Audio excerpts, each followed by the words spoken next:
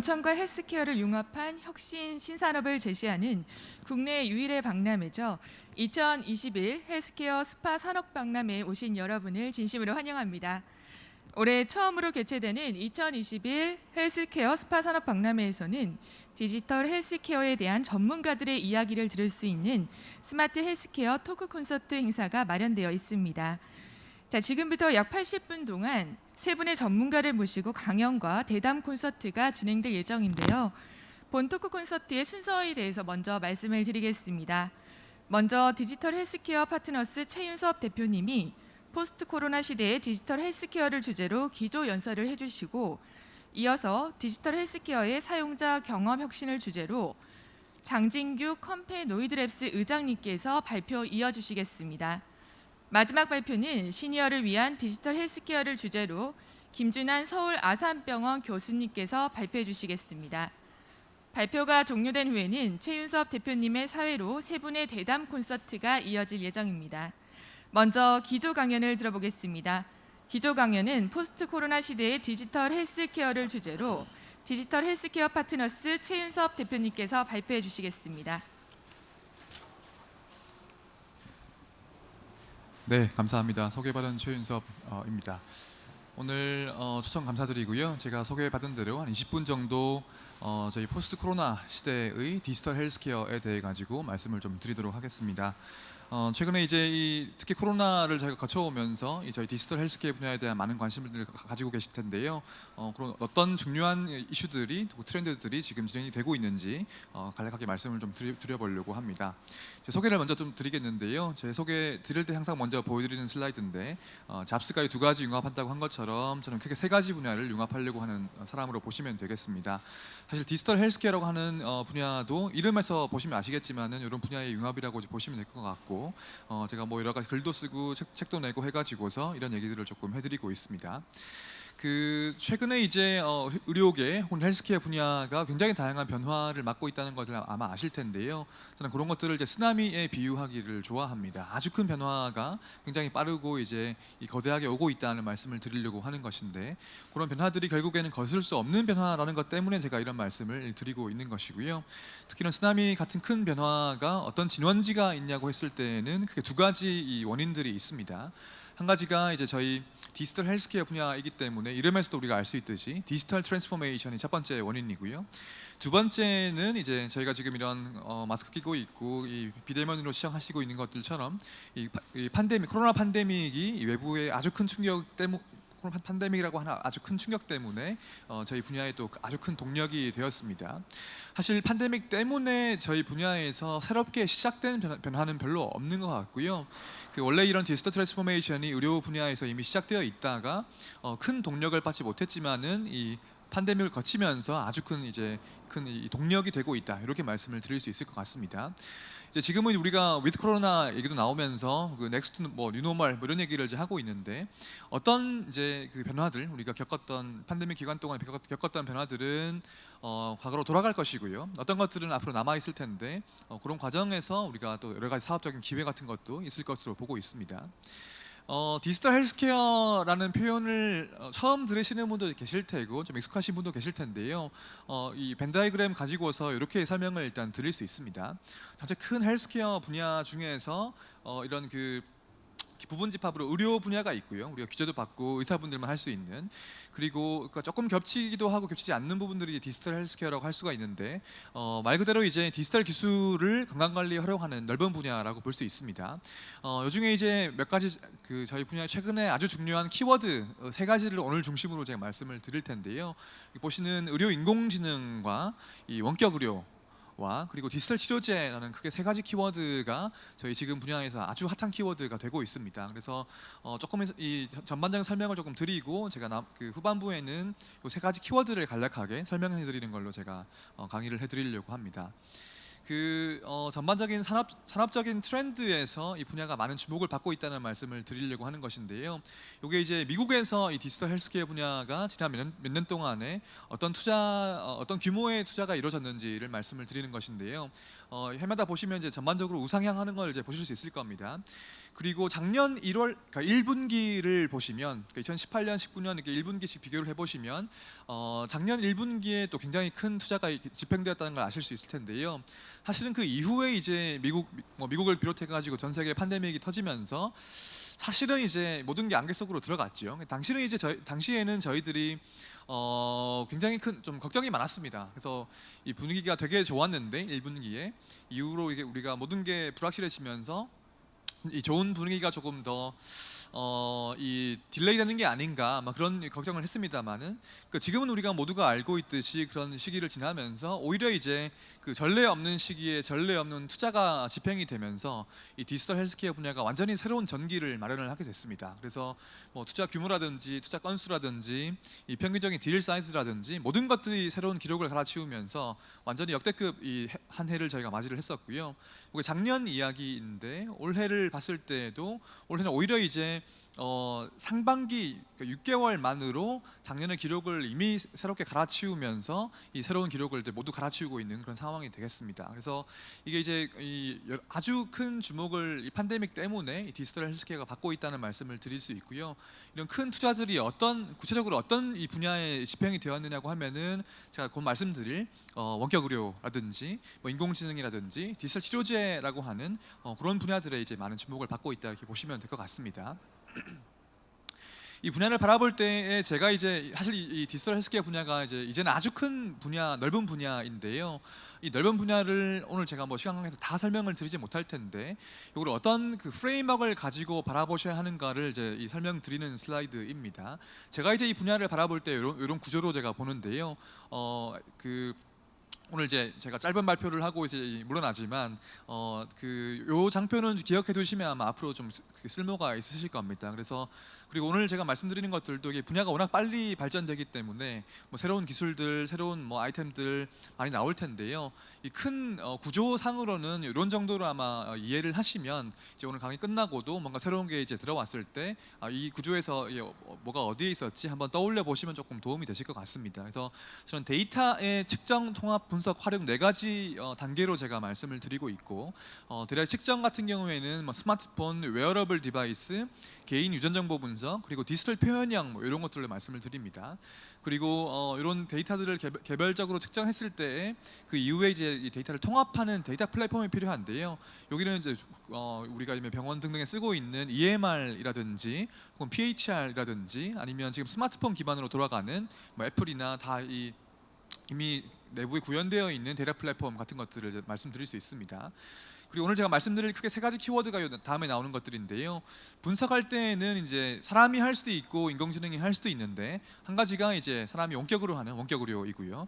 두 번째가 이제 그 기계의 힘을 빌리는 거죠. 인공지능이고 이런 게 있고 그다음에 마지막으로 활용, 그 환자를 진단하거나 치료할 때 우리가 쓸 수 있는 여러 가지들이 있는데 특히 이제 우리가 스마트폰 뭐 이런 그 소프트웨어로 환자를 치료하는 그런 분야가 디지털 치료제라고 할 수 있습니다. 그래서 크게 이제 이런 흐름으로 이제 보시면 될 것 같고 요 3가지를 제가 중심으로 이따가 말씀을 이제 드릴 겁니다. 그래서 오늘 이제 요것들을 중심으로 말씀을 드린다고 이제 보시면 되겠습니다. 그 첫 번째로 이제 원격 의료 얘기를 제가 조금 드려보려고 하는데요. 일단 팬데믹 상황에서 이 의료 헬스케어 분야뿐만이 아니고 전체 산업 분야에서 가장 큰 주목을 받았던 아이템 중에 하나가 이제 이 원격 의료라고 보시면 됩니다. 일단 제가 원격 의료를 말씀드릴 때에 가장 먼저 말씀을 드리는 게 요건데요. 이게 2가지 전제가 있습니다. 명시적이고 전면적으로 원격 의료가 금지가 된 곳은 전 세계에서 제가 알기로는 한국밖에 없습니다. 그러니까 이 2가지 전제가 어떤 거냐고 하면은 여기 보시면 OECD 국가 중에서도 이 법적인 명시가 없는 국가가 있고요. 그리고 다른 국가들도 전면적으로 허용을 하지는 않지만 다들 제한적으로는 허용을 하거든요. 근데 그럼에도 불구하고 명시적이고 전면적으로 이 원격 의료가 금지가 된 곳은 일단 한국밖에 없다는 말씀을 드릴 수 있습니다. 그리고 아마 원격 의료에 익숙하신 분도 계시고 조금 이제 뭐 처음 들으시는 분도 계실 텐데 이걸 이 단어를 들으시면 처음 떠올리시는 것들이 아마도 이제 이런 화상 채팅 같은 걸 하면서 진료를 하는 그런 이 모델을 떠올리실 텐데 그걸 포함해서 이제는 새로운 기술들과 많은 이제 결합을 이루고 있기 때문에 그게 뭐 인공지능이든 무슨 뭐 디지털 치료제든 웨어러블이든 등등 해서 이 혁신적인 새로운 모델들이 만들어지고 있기 때문에 이제 굉장히 또 이 원격 의료 자체도 넓은 분야이다 이렇게 말씀을 드릴 수 있습니다. 그래서 사실 원격 의료, 원격 진료가 조금 다른 이제 이 개념을 가지고 있는데 원격 진료라는 이 단순한 진료 이외에도 원격으로 할 수 있는 여러 가지 모델들이 있고요. 그리고 원격 진료에도 보시면은 예를 들면 뭐 화상 채팅으로 하냐, 음성 전화로 하냐 등등하고 혹은 어떤 그 사업 모델을 서비스 모델을 가지느냐에 따라 가지고 여러 모델로 나눌 수 있고요. 그리고 이게 실시간으로 하냐, 비실시간으로 하냐에 따라 가지고서도 여러 모델로 나눌 수가 있습니다. 특히 아까 말씀드렸던 팬데믹 때문에 원격 의료가 많은 주목을 받게 되었는데요. 아시다시피 이제 우리가 이 뭐 환자와 환자 간의 컨택이나 의사와 환자 간의 컨택을 줄여야 되기 때문에 원격 의료가 많은 주목을 받게 되었었고, 특히 이제 특히 미국에서 보시면은 팬데믹 이전에도 원격 의료가 시행되긴 했었지만은 아주 큰 비중을 차지하지 못하다가 이 팬데믹 이후부터 이제 더 많은 분들이 이 원격 의료를 사용을 하게 되면서 이 통계로 보면 이제 뭐 거의 50%에 육박하는 이 정도로 이제 대면실을 대체해가지고 활용하는 경우도 이제 있었다고 알려져 있습니다. 그리고 지금 우리가 팬데믹의 피크를 지나고 이제 위드 코로나를 얘기를 하고 있는 시점에서도 사실 이제 원격 의료가 이제 이런 진료 숫자라든지 비중 같은 것들이 이 피크는 꺾였지만은 지금도 이제 여전히 팬데믹 이전보다는 비교할 수 없을 정도로 높은 이 수준으로 유지가 되고 있기 때문에 아마도 우리가 이 포스트 코로나 시대에도 원격 의료는 계속 주목을 받지 않을까 이렇게 얘기를 해볼 수 있을 것 같습니다.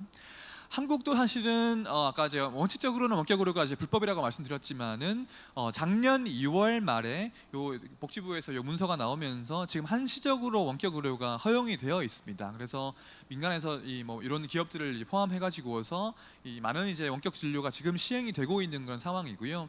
지금 이 시점에서 이 팬데믹 이후에 원격 의료를 다시 이제 어떤 식으로 뭐 규제를 할 것이냐를 지금 논의하고 있는 그런 시점인데요. 일단은 이제 작년 2월 달부터 한국에 한시적이긴 했지만은 지금까지 이제 200만 건 넘는 실제 환자를 실제 의사가 원격으로 진료하는 케이스들이 한국에 지금 쌓여 있는 상황이라고 이제 보시면 되겠습니다. 자, 이게 원격 의료였었고요. 큰 그림에서 제가 이제 그 다음에서 인공지능을 말씀을 드리도록 하겠습니다. 사실 이 인공지능이라고 하는 것들이 지금 모든 산업 분야에서 아주 큰 영향을 주고 있습니다만은 특히 의료 분야에서도 인공지능이 아주 중요한 역할을 지금 특히 더 앞으로 미래에도 할 것으로 예상이 되고 있는데요. 저는 이 인공지능이 의료 분야에서 거의 전기와 같은 역할을 할 것이다라고 보통 말씀을 드리는데, 사실 우리가 지금 의료라고 하는 것들이 더 많은 데이터를 활용하는 이 데이터 드리븐 사이언스 쪽으로 이제 가고 있기 때문에 결국 우리가 아주 다차원적인 이런 데이터들을 거의 평생 동안 이렇게 축적을 하게 되면은 그 데이터를 우리가 사람이 다 해석할 수는 없기 때문에 결국에 인공지능의 힘을 빌릴 수밖에 없을 거라고 이제 보고 있는 거죠. 우리가 보면 전 세계에서 이런 의료 인공지능 분야에 다양한 기업들이 많이 나와 있고 요즘 한국 기업도 꽤 많이 있습니다. 그리고 진료과별로 봤을 때에도 거의 모든 진료과를 막론하고서 이런 인공지능이 아주 다양한 발전들을 이뤄왔다는 걸 우리가 알 수가 있고요. 그리고 이런 연구 레벨에서의 발전이 이제 지속이 되게 되면은 결국 인허가로 이어지는데 지금 FDA가 거의 300개 이상의 인공지능 기반의 의료기기를 허가를 했었고 한국도 보시면은 이게 작년 데이터인데요. 거의 연내로는 아마 한국 시각처에서 100개 정도가 되는 인공지능 기반의 의료기기를 이제 허가할 것으로 지금 예상이 되고 있습니다. 저는 이제 의료 분야의 인공지능 크게 세 가지로 분류해서 보통 말씀을 드리는데요.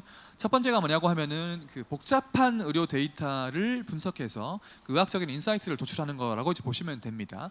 사실 의료 데이터가 대부분이 복잡하지만 그중에 특히 이제 진료 기록 같은 것들, EMR 데이터 이런 것들이라고 보시면 됩니다. 그래서 예를 들면은 지금은 이제 이 케이스를 많이 말씀하시지 않지만은 IBM 왓슨 같은 것들, 이게 진료 기록 기반으로 해가지고 환자를 어떻게 진료할 것인가, 암 환자를 어떻게 진료할 것인가를 이제 의사를 보조해주는 그런 역할을 하는 인공지능이라고 보시면 되고요. 그리고 이거는 구글이 개발했던 이제 인공지능인데 역시 진료 기록 EMR 데이터를 분석해서 입원 환자들이 이제 앞으로 어떤 예후를 보일 것인가 그런 것들을 이제 예측하는 그런 인공지능이라고 이제 보시면 됩니다.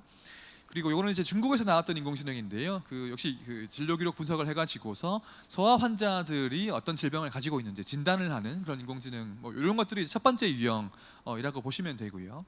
그 두 번째 유형이 이제 요즘에 가장 핫하고 산업적으로도 많은 발전을 하고 있는 것인데, 우리 눈으로 보고 판독하던 것들을 이제 인공지능이 이제 이 판독 보조하는 것을 보시면 됩니다. 그러니까 예를 들면은 여기 이제 다 한국에 지금 인허가 받은 인공지능인데요. 이 뼈 나이, 우리가 성장판 같은 거 이제 분석할 때 이 손 엑스레이를 분석해가지고 뼈 나이를 판독하는 걸 보조한다거나, 아니면 이게 이제 이 흉부 엑스레이, 우리가 건강검진 받을 때 보시면 이 폐 엑스레이 찍는 뭐 그런 것들인데, 거기 이제 뭐 이 암으로 의심될 수 있는 이런 그 결절 같은 것들이 있는가 판독을 보조하는 것들, 역시 이 두 가지는 한국에 지금 인허가를 받은 인공지능들입니다.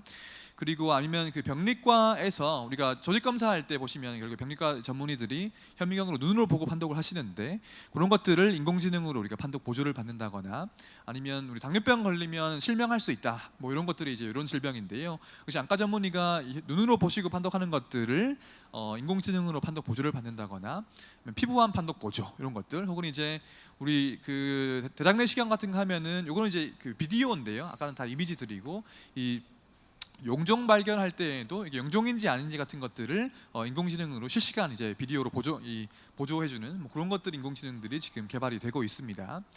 그리고 세 번째 유형이 이제 연속적인 데이터를 모니터링해서 예방 의료, 예측 의료 글을 하는 것인데, 대부분의 우리 데이터들이 연속적이죠. 그래서 뭐 체온이든 뭐 심전도든 뭐 혈압이든 이런 것들이, 그래서 예를 들면 우리가 병원 내에서도 그 폐혈증, 이 감염 같은 것들을 예측해주는 그런 인공지능이나, 아니면 우리가 뭐 심전도 같은 것들을 봐가지고서 뭐 부정맥이나 뭐 심정지나 이런 것들을 예측해주는 인공지능, 혹은 이건 병원 밖에서 우리가 지금 연속 혈당계라고 하는 게 있어가지고 혈당이 우리가 어떻게 변화하는지를 이제 실시간으로 알 수가 있는데, 그런 데이터를 우리가 이 인공지능이 학습을 해가지고서 혈당 관리를 어떻게 해야 된다, 어떤 음식을 먹어야 된다, 뭐 이런 것들을 이제 이 환자들에게 권고해주는 그런 것들이 인공지능이 지금 발전해 있다고 이제 보시면 되겠습니다. 제가 큰 그림에서 이제 원격 의료와 인공지능을 제가 말씀을 드렸고요. 마지막으로 디지털 치료제라고 하는 분야를 말씀을 드리려고 합니다. 최근에 이제 이 디지털 치료제가 저희 분야에 굉장히 핫하고요. 여러 이제 여러 부처에서 그러하고 여러 기업들도 이 분야에 아주 많은 관심을 가지고 있는 뭐 핫한 키워드인데요. 이게 어떤 거냐고 하면은 그 소프트웨어로 환자를 치료한다라고 이제 보시면 됩니다. 예를 들면 이제 대표적으로 스마트폰 앱이고요. 아니면 게임일 수도 있고, 혹은 VR 컨텐츠일 수도 있고, 뭐 챗봇일 수도 있는데요. 그런 거를 소프트웨어를 활용해 가지고서 환자를 치료한다, 이렇게 보시면 되겠습니다. 그러니까 의료기기라고 하는 것이 이제 소프트웨어 의료기기의 일종인데요. 우리가 과거에는 의료기기라고 하던 것들이 대부분 하드웨어 기반이었는데, 지금은 이런 이제 소프트웨어적으로 확장이 되고 있다, 이렇게 이해를 하시면 되겠습니다. 대표적으로 이게 이제 이 미국에서 최초로 인허가 받은 그 디지털 치료제라고 이제 보시면 되는데, 이게 그 리셋이라고 하는 중독 치료용 앱입니다. 그래서 그 FDA 인허가를 받아가지고서 의사 처방을 받아야지만 쓸 수 있는 앱이고요. 뭐 알코올이든 코카인이든 대마든 이런 중독을 치료하는 앱이라고 이제 보시면 되고, 그리고 이거는 이제 리셋 5라고 하는 그 오피오 마약성 진통제를 중독을 치료하는 그런 이제 또 다른 앱이라고 이제 보시면 됩니다. 그리고 이거는 이제 게임인데요. 요거는 이제 최초로 인허가 받아가지고 최초로 처방을 받아야지만 쓸 수 있는 치료용 게임이라고 보시면 됩니다. 그래서 요거는 작년에 인허가 받은 그 ADHD 치료용 게임인데, 그 아이패드 기반의 약간 이런 운전 게임 같은 걸 하게 되면은 집중력 장애 같은 것들을 치료할 수 있다고 이제 증명이 되어 있는 그런 게임이라고 이제 보시면 됩니다. 혹은 VR 기반의 정신과 치료하는 이 솔루션도 많이 있는데요. 이런 것들은 이제 그 VR 쓰고서 군인들이 이제 전쟁터 나가가지고 그 PTSD, 트라우마 같은 겪을 때 이 노출 치료, 더 이런 상황에 노출을 더 많이 함으로써 이런 걸 치료하는 그런 VR 컨텐츠라고 이제 보시면 되고요. 이거는 챗봇입니다. 우리 뭐 심심이나 예전에 최근에 이제 이루다 같은 것들을 아시죠? 그래서 인공지능과 채팅을 하면서, 그러니까 우울증 상담 챗봇인데요. 상담을 하면서 이제 우울감을 줄일 수 있는 그런 솔루션이라고 이제 보시면 되겠습니다. 그래서 이런 것들이 이제 제가 오늘 짧은 시간 동안에 디지털 헬스케어 분야에서 주목을 받고 있는 세 가지 키워드들에 대해 가지고 말씀을 드렸었는데요. 큰 이제 네 가지 단계에서 측정, 통합, 분석, 활용이라고 하는 단계에서 제가 이렇게 이제 이 분석과 활용에 해당되는 원격 의료와 인공지능 디지털 치료제를 제가 말씀을 드렸습니다. 오늘은 제가 뭐 다 말씀을 드리지 못했지만은, 지금은 모든 분야들이 이제 경계가 허물어지고 있기 때문에 오늘 편의상 이제 원격 의료, 인공지능 세 가지를 제가 개별적으로 이제 말씀을 드렸지만 지금은 예를 들면 이 세 가지가 융합이 되어 가지고서 원격 의료이자 뭐 디지털 치료제인 것들 혹은 원격 의료에서 인공지능을 활용한다든지 이런 케이스들도 지금 많이 나오고 있기 때문에 이런 분야들이 계속 이제 더 많이 융합되고 새로운 혁신 케이스들이 나오고 있다 이렇게 이제 보시면 될 것 같습니다. 자, 제가 오늘 크게 이제 세 가지 키워드를 중심으로 저희 포스트 코로나 시대에 저희 디지털 헬스케어 분야에서 어떤 것들이 주목을 받고 있는지 말씀을 드렸습니다. 그래서 이런 분야에 조금 이해를 하시는 도움이 되면 좋을 것 같고요. 더 자세한 내용들은 제가 이따가 패널 토의 하면서 또 말씀을 드릴 수 있도록 하겠습니다. 네, 감사합니다. 네, 인공지능의 다양한 이슈에 대해서 알아볼 수 있는 참 유익한 시간이었던 것 같은데요. 최윤섭 대표님의 기조 강연 잘 들었습니다. 이어서 디지털 헬스케어의 사용자 경험 혁신을 주제로 장진규 컴페인 노이드랩스 의장님께서 발표해 주시겠습니다. 네, 안녕하세요. 방금 소개받은 저는 컴퍼노이드 랩스 장진규 의장입니다.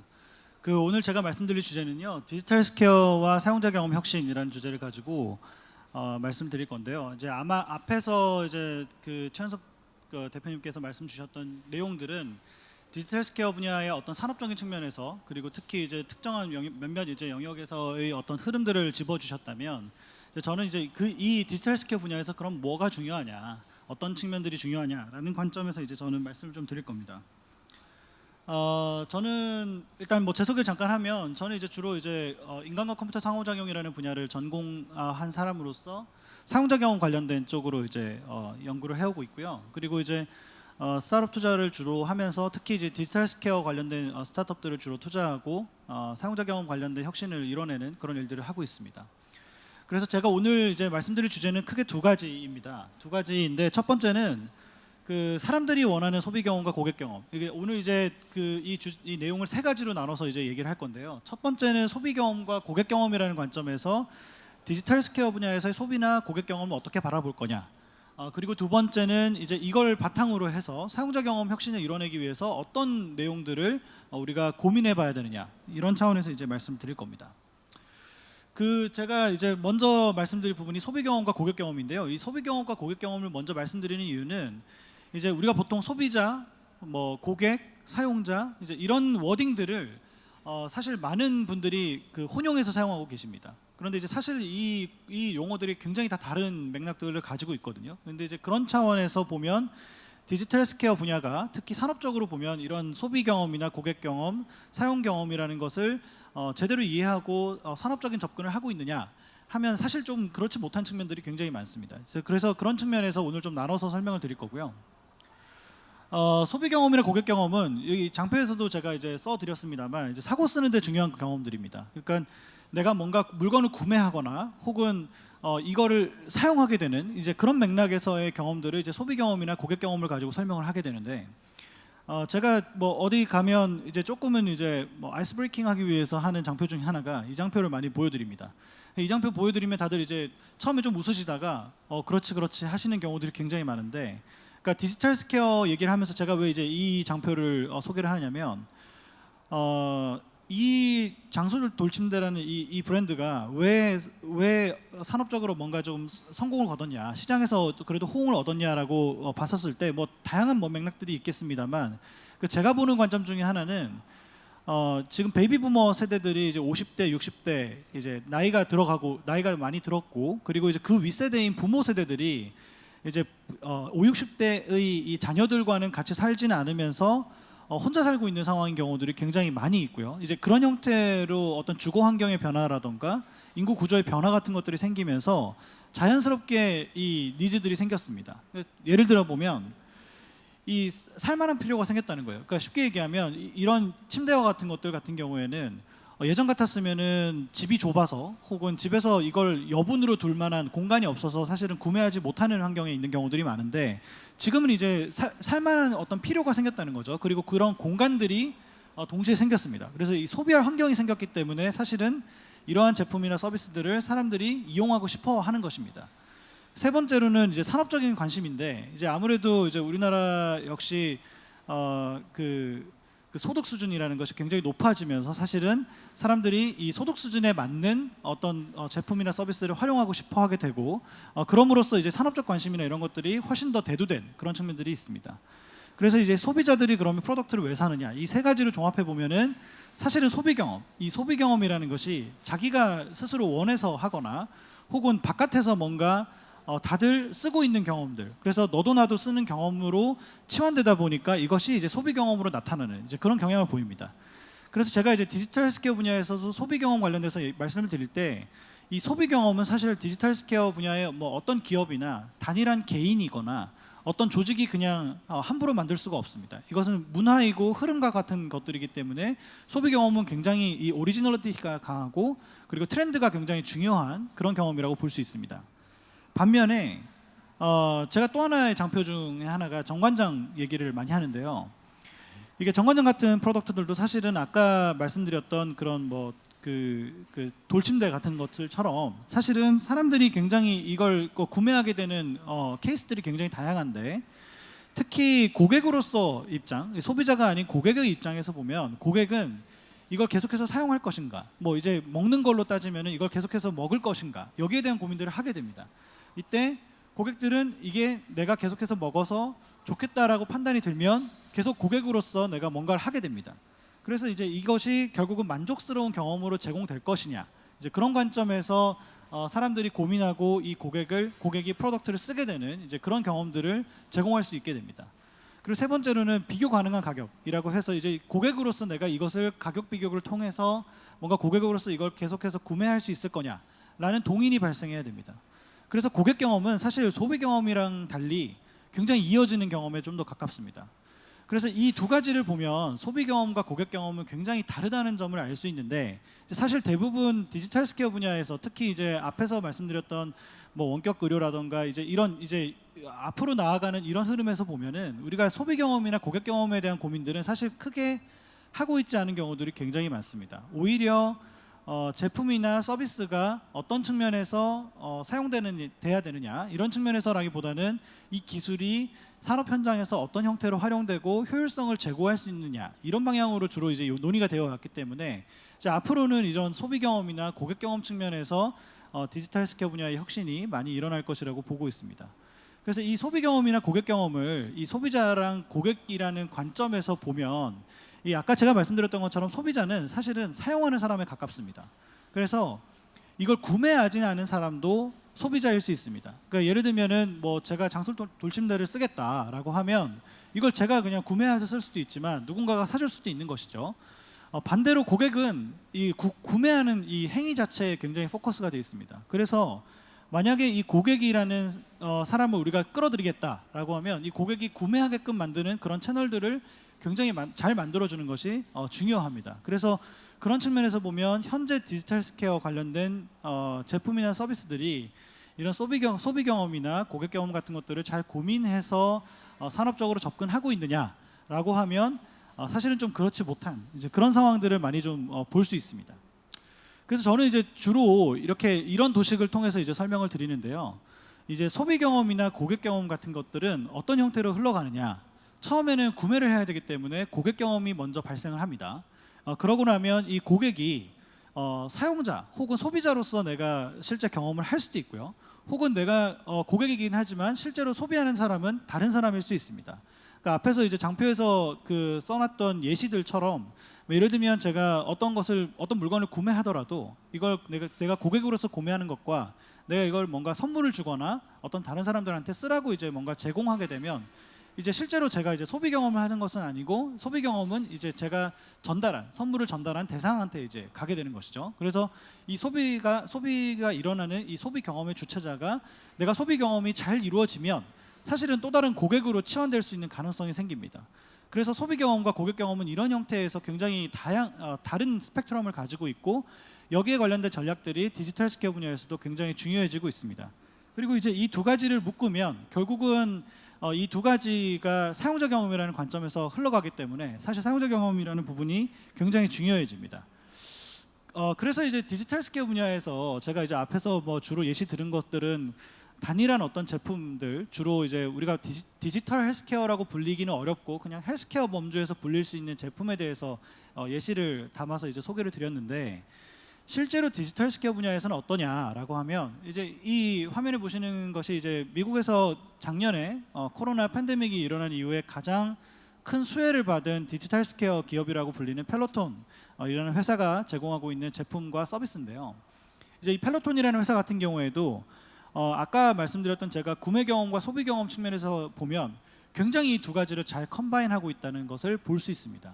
예를 들면 이제 자전거를 구매해서 배송받는 그 절차, 소위 말해서 구매를 하는 그 과정에 있어서도 펠로톤은 굉장히 이 구매 경험을 단순화시키고 사람들이 쉽게 구매할 수 있도록 다양한 채널을 통해서 이제 구매할 수 있게 해놨고요. 그다음에 이제 이걸 구매하고 나면 소비자로서 이 실내에 두게 되면 이제 가정집 같은 경우에는 뭐 구매한 나뿐만 아니라 우리 가족 구성원들이 쓸 수 있기 때문에 가족 구성원들이 자기가 운동을 할 때마다 자기 프로필을 바꿔서 이 펠로톤이라는 의자 위에 올라타서 이제 자기가 뭔가 그 운동 컨텐츠에 대한 경험들을 하면서 운동을 하게 되죠. 그래서 이제 이 경험은 사실은 소비 경험에 가깝습니다.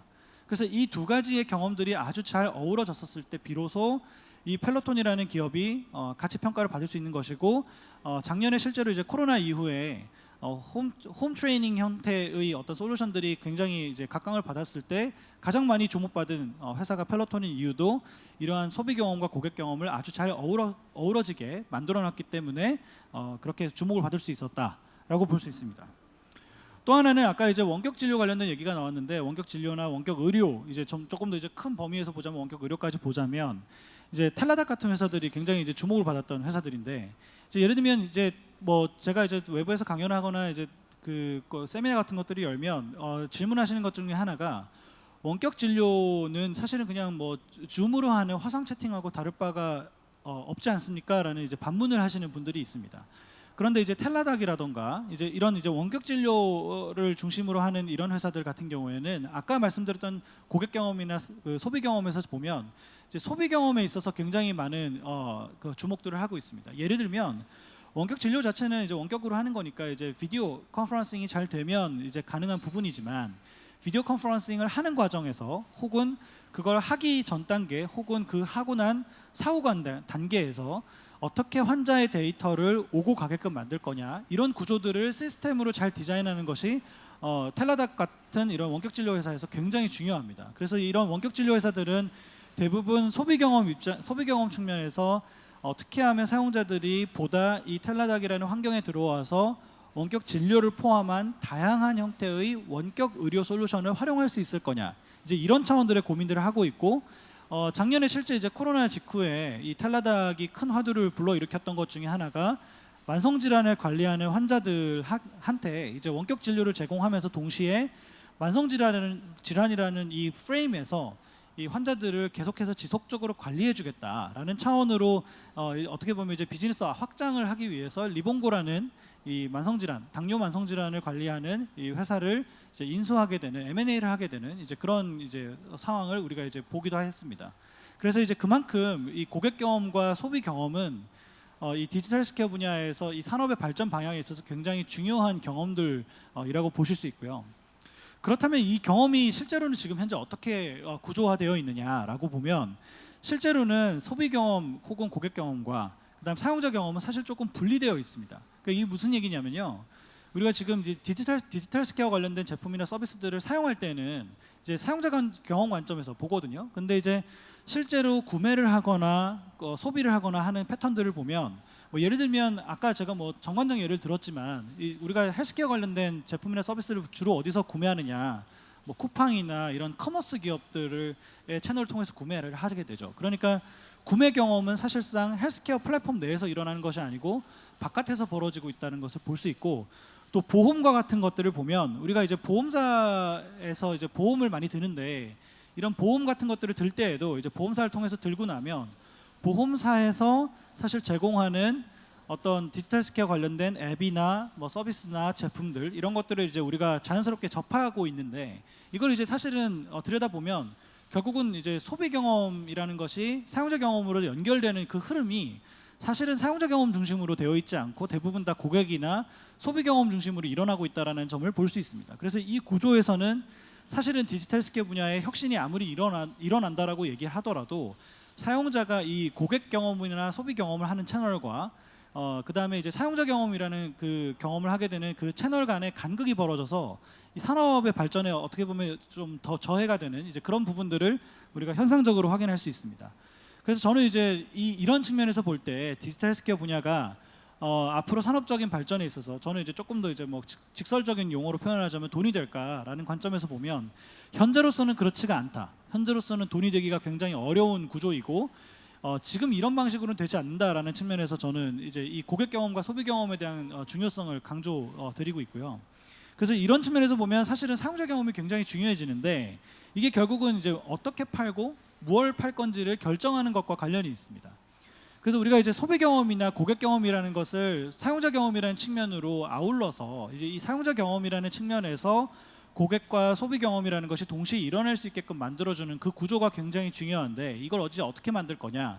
그래서 이제 이 뭐 사진에서 보시는 예시처럼 원격 진료 회사들은 원격 진료를 하고 나면 뭐 만성질환 관리라던가 사용자의 데이터를 계속해서 수집할 수 있는 앱이라던가 디바이스 솔루션 같은 것들을 계속해서 붙이려는 시도들을 하고 있고요. 이제 그런 것을 붙이는 것이 자연스럽게 고객이나 소비 경험을 일어나게끔 만들어주는 이제 그런 형태의 이제 전략이라고 볼 수가 있고, 저는 이제 크게 이런 측면에서 보면 세 가지의 어떤 전략이 있을 거라고 생각이 드는데, 첫 번째는 이제 원래 알고 있던 경험들을 잘 옮겨오는 경우입니다. 그러니까 디지털 경험으로 옮겨오기 위해서는 뭐 아까 그 얘기 나왔던 원격 진료 같은 경우에도 내가 병원에서 진료받는 것과 거의 유사한 형태의 경험을 디지털 환경에서도 제공할 수 있어야만 한다라는 것이 첫 번째이고요.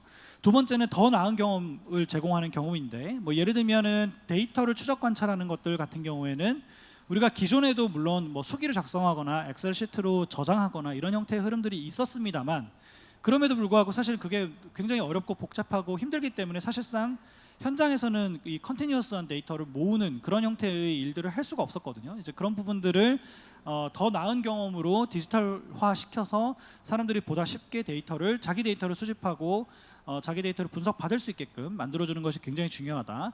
그리고 이제 변화된 상황이 디지털 경험을 유도하는 경우가 또 하나가 있을 텐데, 아까 이제 말씀드렸던 것처럼 코로나 팬데믹 때문에 주목받은 회사들이 굉장히 많고, 또 이제 어제 같은 경우에는 제가 보니까 아까 소개해드렸던 페로톤 같은 경우에도 주가가 굉장히 이제 많이 떨어졌는데, 이제 코로나 시대가 극복되고 나니까 자연스럽게 이제 이 상황이 종식되고 나면 홈 트레이닝 시장이 다시 또 축소될 거라는 이제 그런 이제 전망들이 있거든요. 이제 그만큼 이 변화된 상황에 의해서 사실은 이 디지털 경험이 더 나은 경험을 제공할 수도 있지만, 그렇지 못하게 되면 오히려 산업적으로 퇴보할 수도 있는 그런 정도의 수준으로 현상적인 그런 흐름들이 보이기 때문에 이제 디지털 헬스케어 프로덕트를 만들거나 이 산업적인 흐름을 따라가고 싶어하는 기업이나 그런 이제 관계자분들께서는 이 세 가지의 관점에서 고민을 많이 해보셔야 된다라는 말씀을 저는 드리고 싶습니다.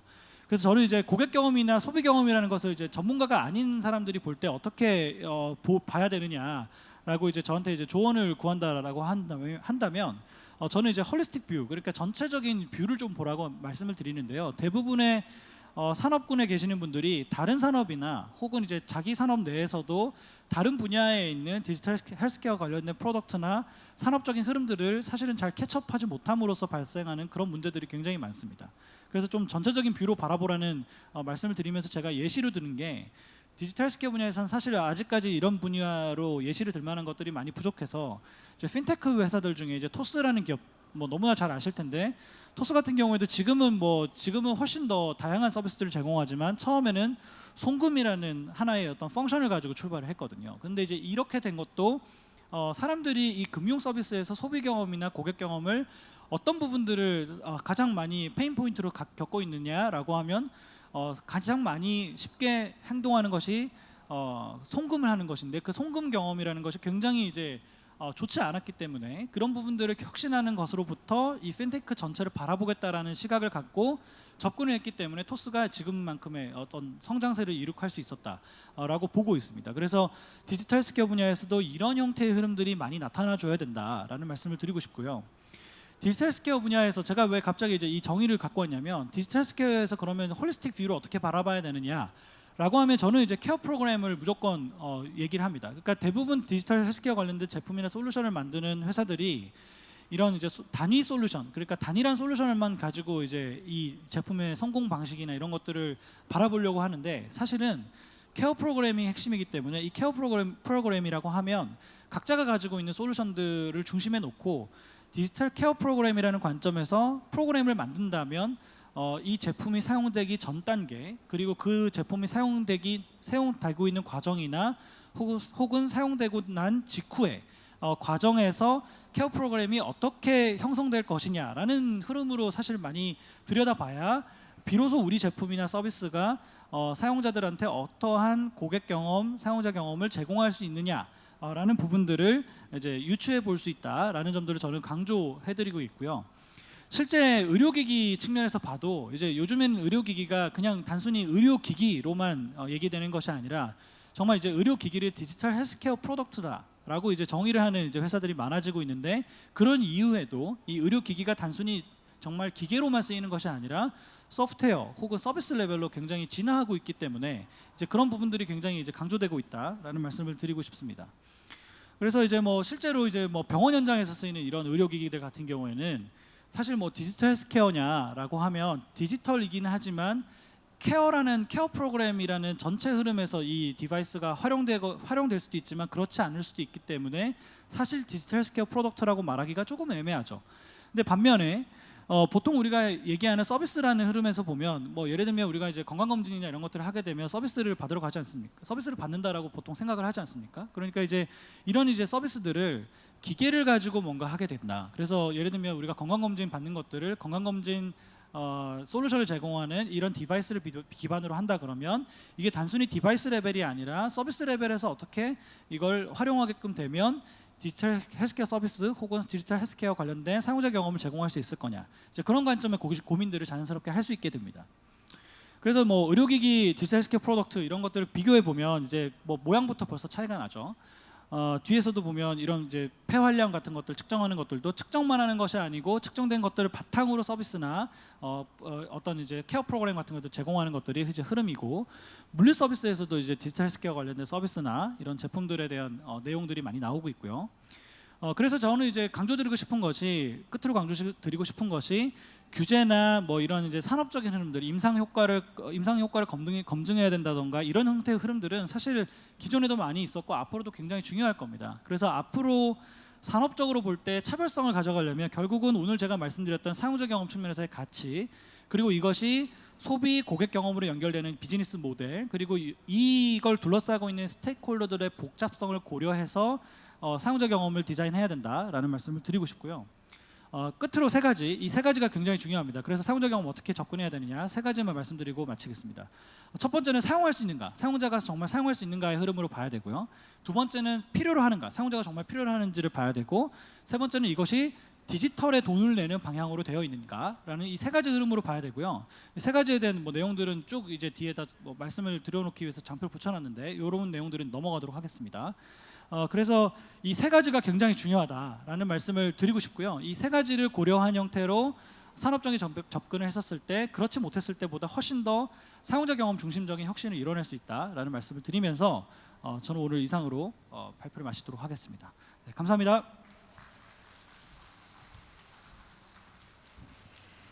네, 장진규 의장님의 강연 잘 들었습니다. 사용자 경험이 디지털 헬스케어 분야에 미치는 영향을 새롭게 생각해 볼 수 있는 좋은 강연이었죠. 마지막 발표는 시니어를 위한 디지털 헬스케어를 주제로 김준환 서울 아산병원 교수님께서 발표해 주시겠습니다.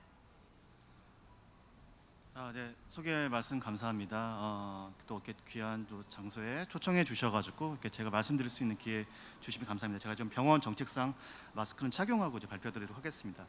제가 오늘 이제 말씀드린 거는 아마도 이 스파라고 하는 박람회랑 조금 연관될 수 있는 부분일 것 같습니다. 이제 고령화, 즉 이제 뭐 요새는 뭐 시니어, 슈퍼 시니어 이렇게 표현하기도 하는데, 이제 고령화 사회에서 우리가 앞으로 이분들을 어떻게 하면은 조금 더 건강하고 그리고 오래 이렇게 살 수 있을지, 그런 거에 대한 좀 고민을 디지털 헬스케어로 풀어갈 수 있을까, 이런 주제로 가지고 좀 설명드리도록 하겠습니다.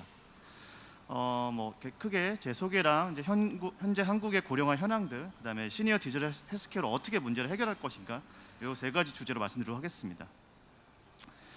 저는 실제 이제 내과 전문이고요. 서울 아산병원에서 입원 환자 주로 보고 있고, 제가 주로 보고 있는 환자분들은 이제 암 환자분들이랑 고령화 환자분들, 노년 환자들 좀 많이 보고 있습니다. 실제 제 환자 중에서도 90세, 100세 이런 비율들 조금씩 늘고 있어가지고 실제적으로 제가 이제 임상 현장에서 좀 많이 이런 필요성들을 많이 느끼고 있고요. 그다음에 뭐 그 외에 제가 좀 미래의학이라든지 인공지능 이런 것들에 좀 관심이 많아서 아까 이제 최윤서 박사님이 계신 DHP에서 저 투자도 하고 그런 뭐 멘토링도 하고 있고요. 실제 저 개인적으로도 투자하고 있습니다. 그 다음은 이제 한국의 이제 고령화 현황에 대해서 좀 말씀드리도록 하겠습니다. 이게 작년 데이터를 가지고 올해 이제 발표했던 고령자 통계입니다. 보시면 알겠지만 이미 우리나라는 고령화 사회입니다. 고령화 사회이고 이제 65세 이상 고령 인구가 전체 인구의 16.5%가 되고 있고, 이 곡선을 보시면 알겠지만 계속적으로 증가하고 있는 상태입니다. 우리가 보통 이제 20%가 넘었을 때 초고령 사회라고 표현하고 있는데, 대략 한 4년 정도 지나는 2025년 같은 경우는 20.3%로 초고령 사회로 진입할 것으로 전망되고 있습니다. 특히 이제 옆에 이제 장표 보시게 되면은 지역에 따라서 이미 초고령 사회로 된 부분들이 있어. 전남, 뭐 경북 이런 쪽 부분들이 있고, 그다음에 이제 좀 서울 쪽으로 갈수록 그 곡선이 좀 느리긴 한데 다 대부분 이제 초고령 사회로 진입할 것으로 예상되고 있습니다.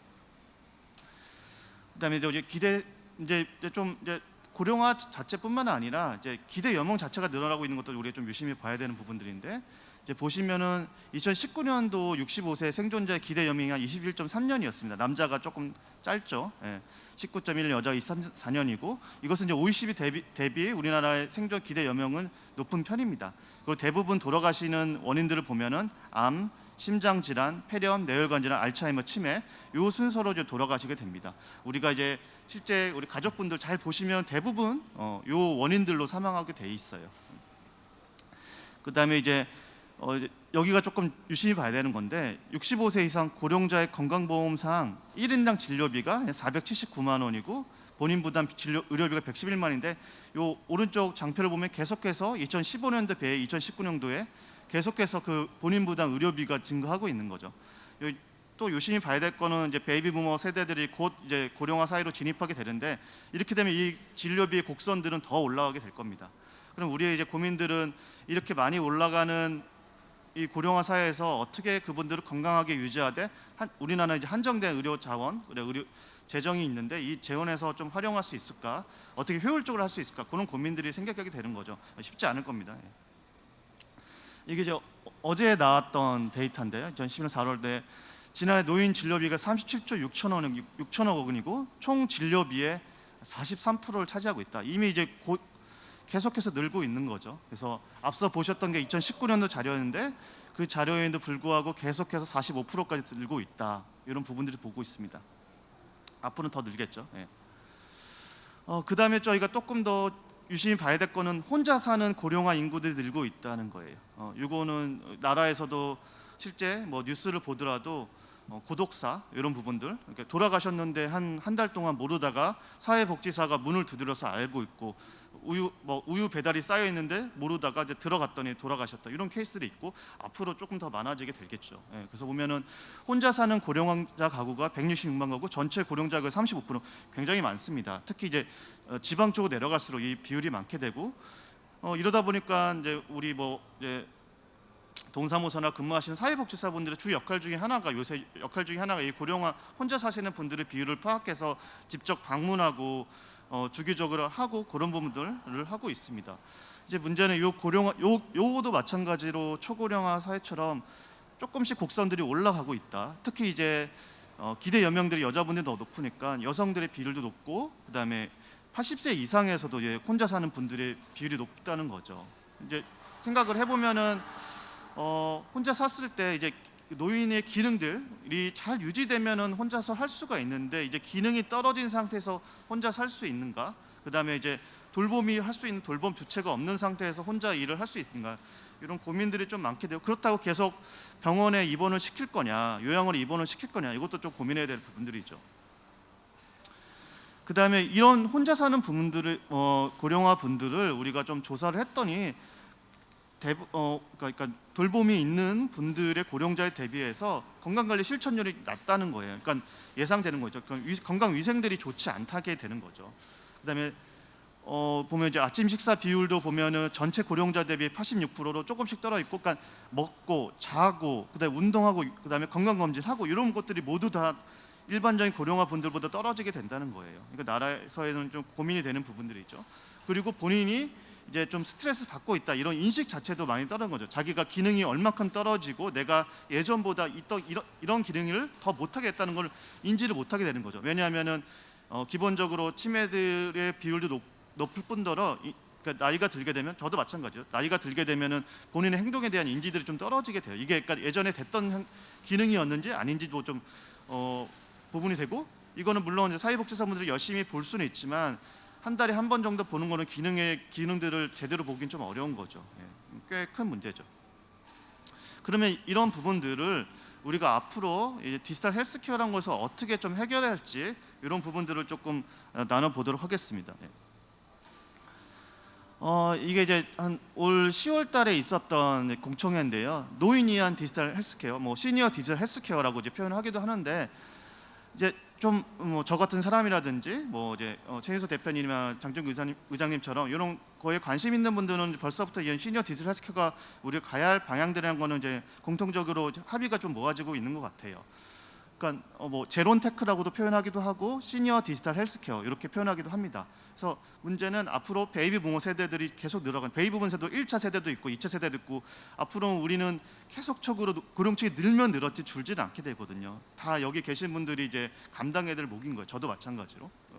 그래서 어떻게 될 거냐면은 크게 두 가지로 나눠서 해야 한다는 거예요. 아까 말씀드렸던 혼자 사는 고독화된 노인들, 기능이 떨어진 노인들을 어떻게 할 건가.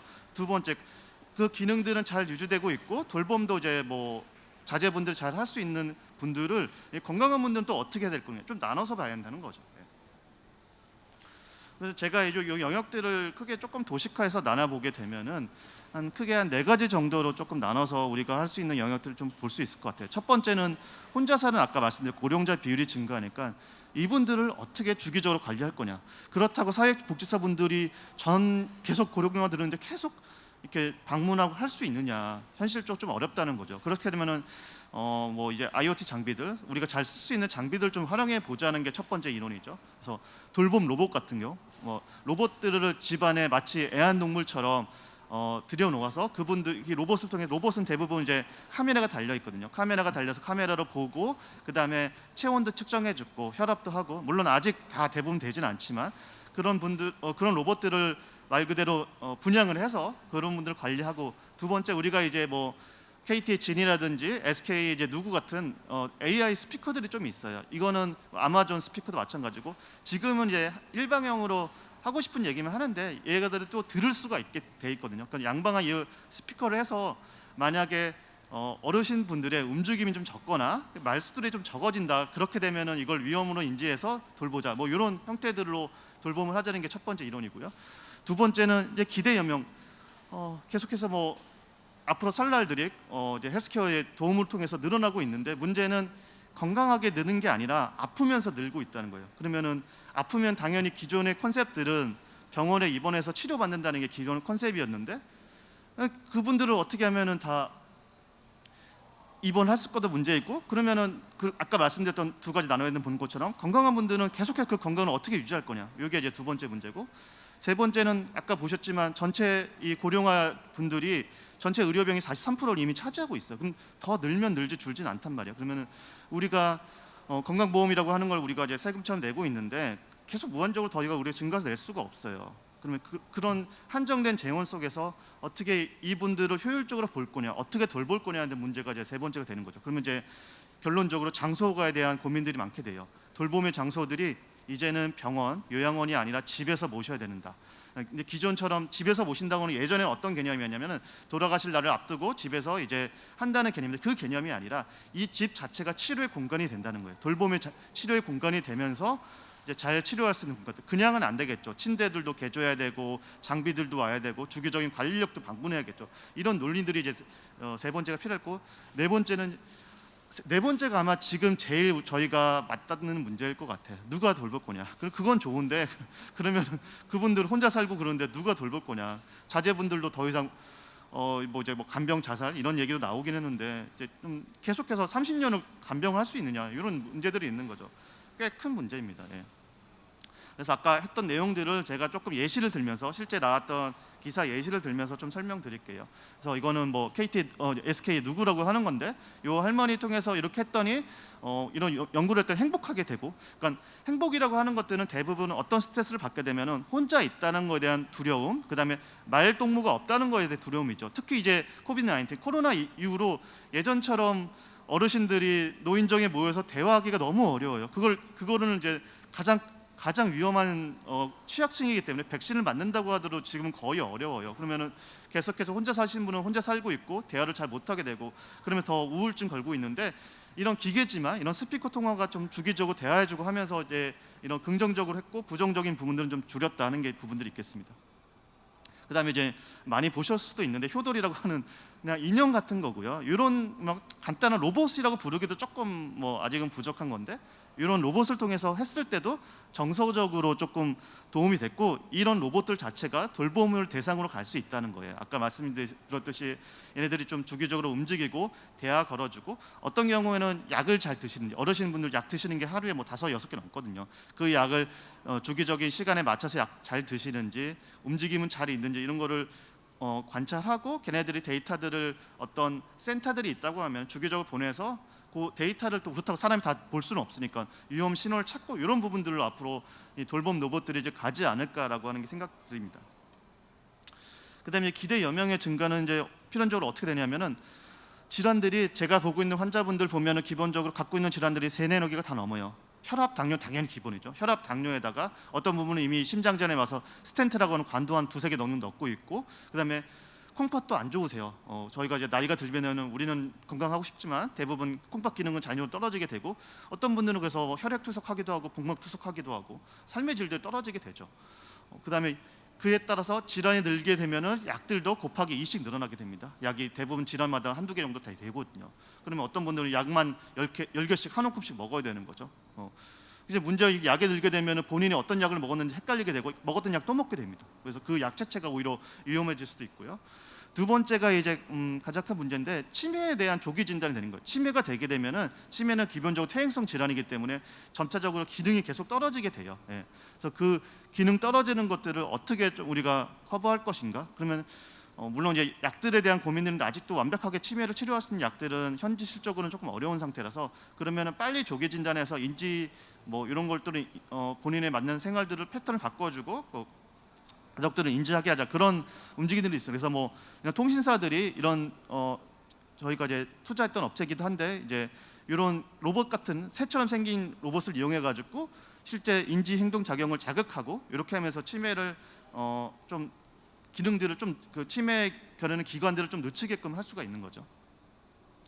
그다음에 이제 조금 우리가 고민해야 될 게 의료 비용의 증가가 되는 거죠. 그러니까 아까 말씀드렸던 대로 계속 병원에 입원할 수 없어요. 지금도 어떻게 되면은 뭐 요양병원이라든지 큰 병원 얘기 되면은 입원 기간들이 대부분 정해져 있습니다. 그래서 본인은 뭐 1년, 뭐 2년 이렇게 입원하고 싶지만 재원이 한정돼.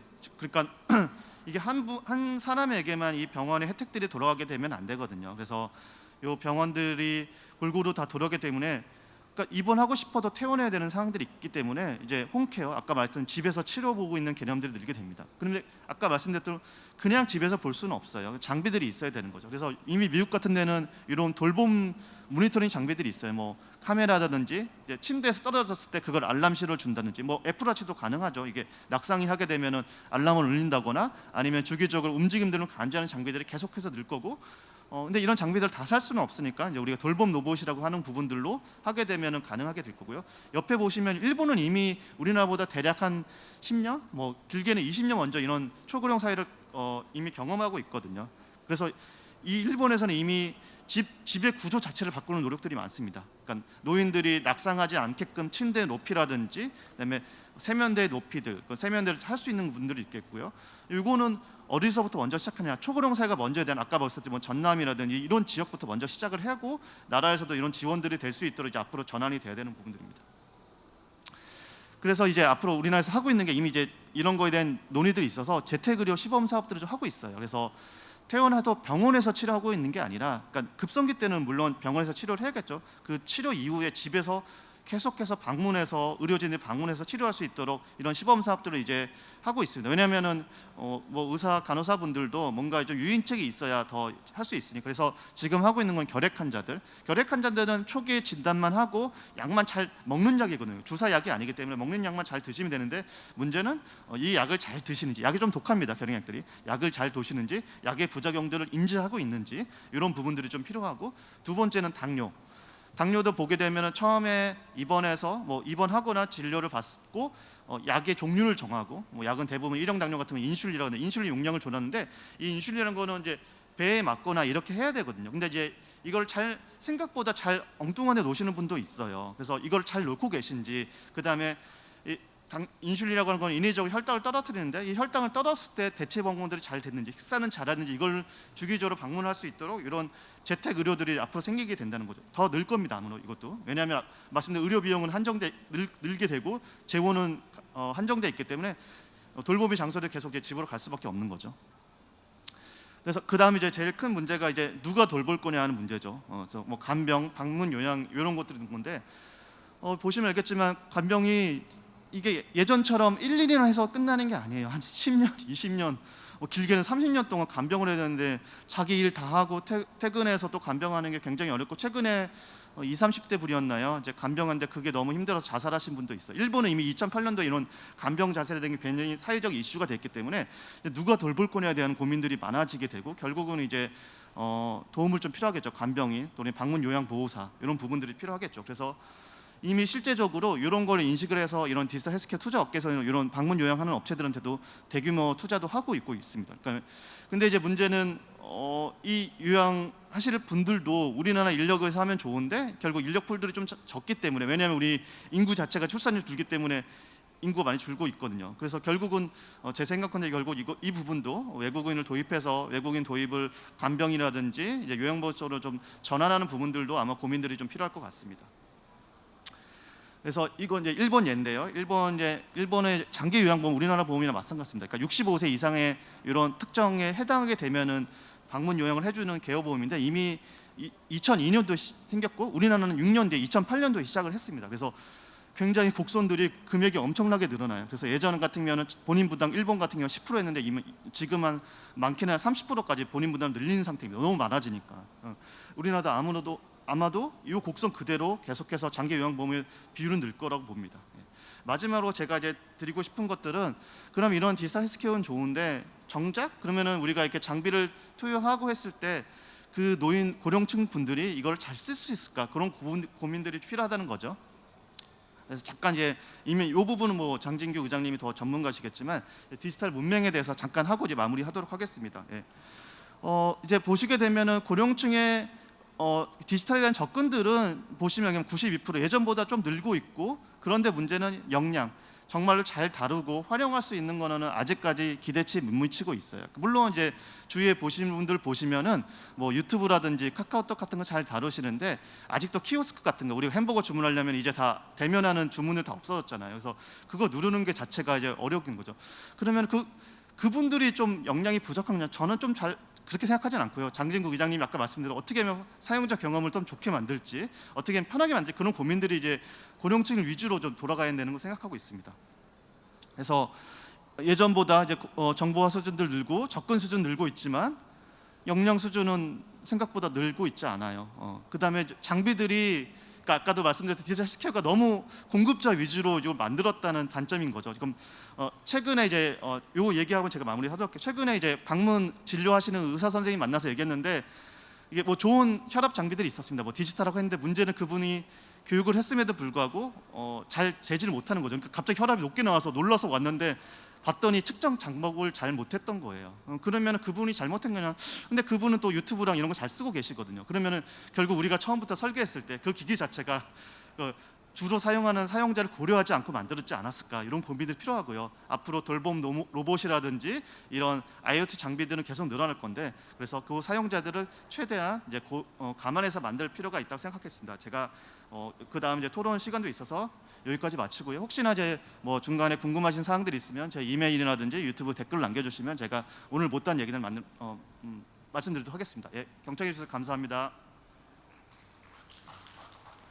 네, 김준환 교수님의 강연 정말 잘 들었고요.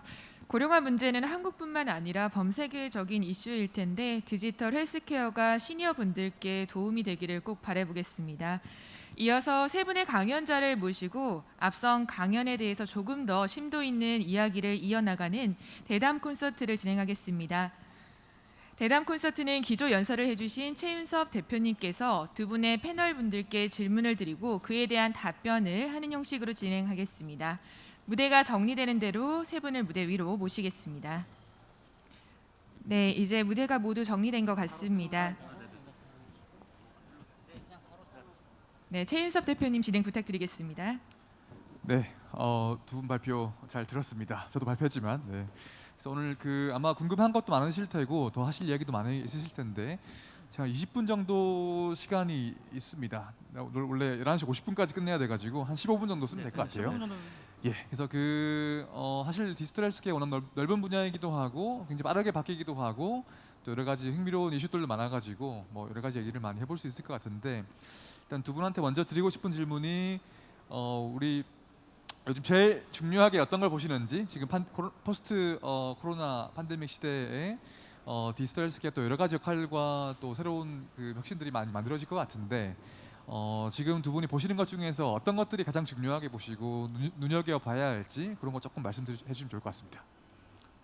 제가 먼저 말씀드리면 일단 디지털 헬스케어 분야가 코로나 이후에 굉장히 많은 관심과 주목을 받았잖아요. 그리고 앞으로도 아마 그렇게 될 것 같고, 다만 지금 이제 뭐 우리나라도 그렇지만 위드 코로나 이렇게 하면서 이제 어떻게 보면 코로나로 인해서 받았던 수혜들이 이제 어느 부분이 거품이고 어느 부분이 진짜일지가 굉장히 이제 가름이 되는 그런 시기라고 보여집니다. 그래서 앞으로는 이제 뭐 아까 제가 강연 중에도 잠깐 말씀을 드려놨지만 디지털 헬스케어 분야에서 특히 이 뭐 플레이하고 있는 여러 가지 플레이어들이 코로나에 이제 등을 대고 어떻게 보면 이제 그동안 비즈니스를 해오던 그런 관점에서 이제 벗어나야 되기 때문에 이제 여기에서 이제 진검승부가 벌어질 거라고 보고요. 그래서 그런 측면에서 보면은 앞으로 이제 위드 코로나가 돼서 이제 이전의 생활로 돌아갔었을 때 과연 디지털 환경에서 내가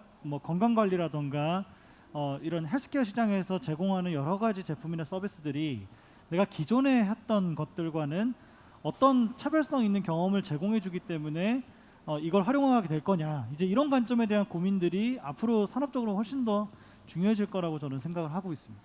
혹시 김지현 선생님 어떻게 생각하세요? 뭐 저도 장진구 의장님과 생각이 거의 비슷한데, 그러니까 결국 이제 뭐 2년, 저도 정확히 아직도 코로나 19가 언제 끝날지 아직도 좀 예측이 잘 안 가죠. 물론 이제 뭐 경구 치료제가 나오게 되면 아마 속도가 좀 더 종식 속도가 빨라지긴 하겠지만, 그러니까 이 한정된 기간 동안에 그다음에 이제 국민들이 원하지 않던 경험을 이미 했다는 말이에요. 그러니까 이거는 그 전에 뭐 비용을 써도 안 했던 것들을 짧은 시간에 경험을 했는데 과연 그 경험들이 좀 어땠을까? 이게 코로나가 종식이 되더라도 그거를 과연 지속해서 자발적으로 쓸 것인가 하는 그런 거에 대해 좀 이슈도 조금 있습니다. 그래서 예를 들면은 우리가 이제 이미 이제 생활 속에 들어가 있고 이게 코로나 끝나도 계속 할 거로 예상되는 거는 이제 비대면 회의라든지 그다음에 비대면 교육 같은 거는 코로나 끝나도 계속될 거 유지하고 있거든요. 그래서 그런 쪽은 유지가 되고 있는데 이제 뭐 예를 들면 원격 진료라든지 비대면 진료 같은 경우는 과연 끝나도 쓸 것인가? 지금 한시적으로 그게 중요한 게 그런 국민들의 요구들이 있어야만 이 제도가 되거든요. 근데 별로 필요 없는 것 같다. 그렇게 되면 굳이 정부라든지 단체들은 그렇게 동력을 걸지 않을 거거든요. 그래서 결국 이미 사용했던 뭐 한 2년 정도 사용했던 분들의 생각들이 어떨지가 저는 좀 제일 그게 궁금합니다. 네. 네. 그래서 그리고 두 분 발표하셨던 부분들에 대해 조금 더 질문을 드리고 싶은데요. 장지구장님 발표하신 것 중에서 이제 사용자 경험 중심으로 이 디지털 헬스케어 발전했다 말씀하셨는데 혹시 그 주변에 보시고 계신 혹은 국내 국외의 기업들 중에서 그런 쪽으로 가장 잘 하고 있는 사례라든지 기업이라든지 그런 게 있으면 조금 더 설명해 주시면 좋을 것 같습니다. 네, 뭐 사실 굉장히 다양한 이제 기업들이 있기 때문에 뭐 하나 꼭 집어서 말씀드릴 수는 없지만 아까 사실 제가 뭐 예시를 드리면서 뭐 우리가 너무 흔히 잘 알고 있는 그 뭐 펠로톤이라든가 텔라닥 같은 회사들이 저는 사실은 그 회사들이 뭐 수혜자다 이런 이제 얘기들도 많이 평가들을 많이 하고 있지만 사실 그보다 더 중요한 건 그 회사들이 그러면 왜 해당 분야에서 가장 탑 플레이어로서 지금 전 세계에서 활약을 하고 있는지에 대해서 좀 주목해 볼 필요가 있다고 생각합니다. 이제 그런 측면에서 볼 때 저는 제가 이제 오늘 뭐 주제가 사용자 경험이기도 했지만 실제로 이 회사들이 다른 회사들의 프로덕트들 그러니까 뭐 예를 들면 펠로톤이라는 회사 같은 경우에도 홈 트레이닝 솔루션이라던가 또 이제 원격 진료 같은 텔라다 같은 경우에는 그런 원격 진료를 하는 그런 흐름들, 프로세스들 이런 것들이 기존의 다른 회사들에 비해서 훨씬 잘하고 있기 때문에 사실은 이 회사들이 처음에 이제 팬데믹이 일어났었을 때 굉장히 큰 주목을 받았던 것이고요. 이제 최근에 뭐 저희가 이제 주목하고 있는 회사들 중에 뭐 저희가 또 관여하고 있는 회사이기도 하지만 뭐 메디히어 같은 그런 회사들 같은 경우에도 사실은 이제 원격 진료라는 흐름이 굉장히 다양한 요소들, 그러니까 원격 진료를 하는 어떤 방식이나 형태에 따라서도 굉장히 다양한 요소들을 요구하기 때문에 뭐 기술적인 것뿐만 아니라 서비스적인 측면 또 사용자들이 이 메디어라는 솔루션을 어떻게 활용할 거냐라는 측면에서 보면 굉장히 다양한 접근들을 할 수 있습니다. 그래서 그런 측면에서 뭐 이런 기업들이 사실은 굉장히 잘 하고 있다라고 저는 보고 있습니다. 네. 네. 그리고 김준환 교수님께 제가 여쭤볼게요.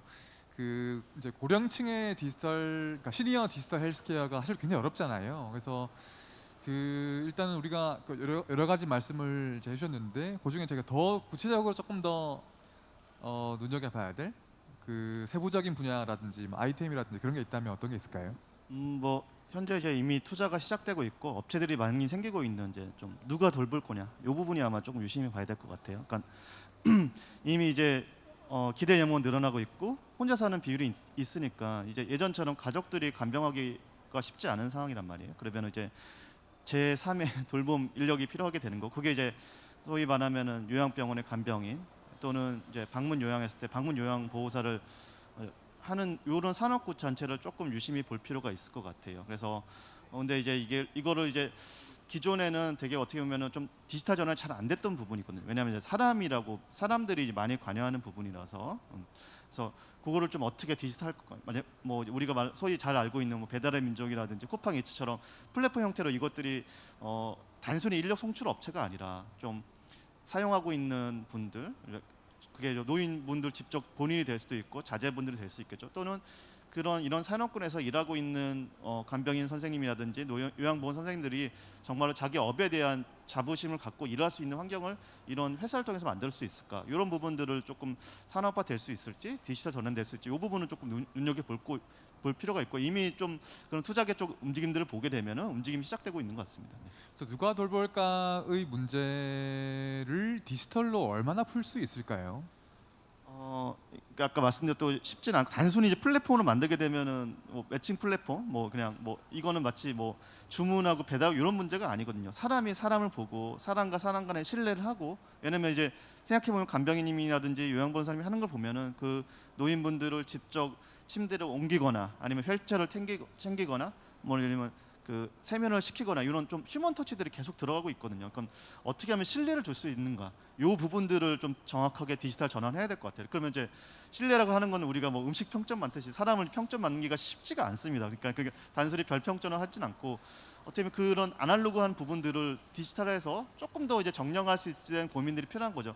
그래서 뭐 한 예를 들자면은 그런 분들에 대한 업무 표준화들 예를 들면은 간병인분의 요양보호사분들이 예전 회사라든지 개인마다의 조금 제각각이었던 부분들은 업무 표준화하게 되면 조금 더 평가하기 쉽지 않을까. 그럼 평가 리스트에 있게 되면은 그런 걸 했느냐 안 하느냐 이런 걸 보고 추후에 모니터링 할 때 좋을 거고, 거꾸로 이 요양보호사분이나 간병인들 입장에서는 이 환자분들이 조금 어려운 환자군이다, 쉬운 환자군이다, 이걸 좀 평가할 수 있도록 하게 되면은 조금 더 낫지 않을까? 그러면 당연히 그에 대해서 우리나라 이제 보험책에서 쉽지는 않지만 좀 더 열심히 일하고 더 어려운 환자군에는 더 많은 보상들이 들어가게 되는 거죠. 그런 부분들을 이제 디지털 해야 되고, 그런 걸 할 수 있도록 좀 정부 얘기를 해야 되는 거죠.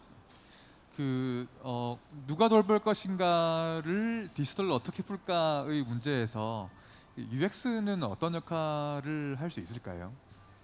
그 사실 그 돌봄이라는 측면만 놓고 보면은 돌봄을 잘 해주면 되는 게 이제 기존의 산업에서 돌봄 우리가 잘한다 이렇게 얘기하는 거였다면, 지금 요즘 흐름을 보면은 이제 이 뭐 돌봄이라는 것도 그렇고 비대면으로 이루어지는 상황에서 내가 어떻게 하면 이 사람을 신뢰하고 그다음에 이 프로세스를 신뢰하고 그리고 그 신뢰된 것에 기반해서 내가 어떻게 하면 돌봄을 좀 더 잘 받을 수 있을까, 이제 그런 차원에서의 사용자 측면의 고민들이 굉장히 많거든요. 이제 이런 부분들을 뭐 이게 이제 디지털 앱으로 꼭 풀려야 되냐 그러면 꼭 그렇지는 않겠습니다만, 이제 디지털 기술이 이런 부분들을 잘 해소할 수 있게끔 뭔가 정보를 조금 더 잘 오거나이즈해서 전달해 준다거나, 그리고 혹시 잘못될 수 있는 그런 어떤 잘못된 정보들이나 오해가 일어날 수 있는 그런 부분들을 해소하게끔 해준다거나, 그 다음에 이제 사람 돌봄을 하는 것이 결국 사람이 하는 일이기 때문에 그 사람이 어떻게 그 현장에서 돌봄을 이제 받는 사람들에게 커뮤니케이션하고 돌봄 서비스를 제공할 거냐, 이제 그런 관점을 디지털 프로덕트를 가지고 풀어볼 수 있는 것들이 굉장히 많습니다. 그래서 그런 부분들이 지금 현재 산업적으로 좀 주목을 받고 있고, 실제로 이제 그런 흐름들로 회사들이 많이 좀 변모하고 있다라고 저는 생각하고 있습니다. 네. 그리고 제가 마지막 질문인데요. 그 두 분 발표하신 거 주제에 공통적인 게 어떤 게 있다고 저는 보냐면은 결국에 이제 디지털 리터러시 문제입니다. 그래서 고령층일수록 디지털 기기를 활용하는데 어려움을 겪고 있고, 또 모두가 그런 것도 아니지만 근데 그게 아주 근본적인 문제 중에 하나이고, 그 문제를 해결하기 위해 가지고 우리가 해결책으로 갖고 있는 여러 가지 방편 중에 이제 되게 중요한 게 사용자 경험을 더 좋게, UX적인 측면에서 더 좋게 만들자고 하는 것인데, 이 시니어 디지털 헬스케어에서 디지털 리터러시 문제를 어떻게 해결할 수 있을까요? 해결할 수 있을까요? 쉽지는 않은 문제예요. 왜냐하면은 이제 우리 몸이 신체나 정신적으로 우리가 인지 기능 자체가 우리가 그러고 싶지 않아 좀 떨어지게 되기 때문에 쉽지는 않은데, 근데 조금 잘된 부분들 보면은 또 하나의 우리가 해결책 찾을 수 있을 것 같아요. 뭐 이렇게 좀 제가 특정 제품명 말해서 좀 죄송한데, 유튜브라든지 카카오톡 보면은 어르신들 이미 60대 분들 아주 잘 쓰고 있거든요. 예. 뭐 하고 친구들이랑 뭐 카카오페이로 송금도 보내고 이미 잘하고 있으니까, 그러니까 조금 제 생각은 앱이 너무 많아지면 좀 힘들 것 같다. 그다음 기구들이 너무 많아지면 힘들 것 같다. 그래서 조금 가능한 한 적은 기구에서 기능을 좀 다양하게 하되, 그다음에 그런 부분에서 조금 우리가 해결책을 얻을 수 있지 않을까. 유튜브로 보면은 요새 TV 다 안 보시더라고. 그거 안에서 해결하려고 하고요. 카카오도 그 안에서 하려고 하니까 소위 말하는 슈퍼 앱들, 이런 부분들이 조금 더 기능이 좀 그런 거에 대한 필요성이 좀 늘지 않을까 생각을 좀 하고 있습니다. 저는 사실은 그런 측면에서 볼 때 지금 뭐 아까 디지털 리터러시 말씀도 해주셨지만 시니어 분들이 정말 디지털 리터러시가 떨어지냐 그러면 사실 반은 맞고 반은 틀린 얘기 같아요. 그러니까 이제 일정 부분에 있어서는 굉장히 이제 디지털 수용도가 어느 정도 좀 높은 수준으로 올라온 형태의 서비스들이 있는 것 같고, 이제 그렇지 못한 부분들이 있는데 주로 이제 새로운 걸 접하게 되면 리터러시가 갑자기 확 떨어지는 경향을 보이기 때문에, 그래서 어떻게 보면 지금 이제 메이저 플랫폼을 갖고 있는 플랫폼 회사들이 디지털 헬스케어 분야를 주목해서 또 보는 이유들이, 어떻게 보면 자사가 가지고 있는 플랫폼은 리터러시 문제가 별로 없기 때문에 사실 그렇게 접근하기가 더 용이하지 않느냐라는 생각을 저는 좀 갖고 있거든요. 그래서 그런 측면에서 아마 시니어 리터러시 문제는 시니어들이 갖고 있는 디지털 리터러시 문제는 또 이제 약간은 좀 시간이 지나감에 따라서 이제 저희 세대가 이제 갑자기 시니어로 가게 되면 또 자연스럽게 해결될 수 있는 문제이기 때문에 차츰차츰 해결될 거라고 저는 보고 있습니다. 네, 답변 감사합니다. 저희가 사실 예정된 시간이 돼가지고 이제 마무리를 해야 될 것 같습니다. 그래서 오늘 디지털 헬스케어에 대해 가지고 되게 다양한 측면에 대해 가지고 이제 저희 세 명들이 많이 말씀을 드렸는데요. 이 분야를 좀 이해하시고 특히 팬데믹 이후에 이 분야가 어떻게 변해 갈 것인지에 대해 가지고 이해하시는 조금 도움이 됐으면 좋겠습니다. 지금까지 서울 아산병원의 김준환 교수님하고 그다음에 컴패널 랩스의 장진규 의장님 그리고 저는 디지털 헬스케어 파트너스의 최윤섭이었습니다. 네, 이상으로 스마트 헬스케어 토크 콘서트 모두 마치겠습니다. 수고해 주신 세 분께 큰 박수 부탁드리겠습니다.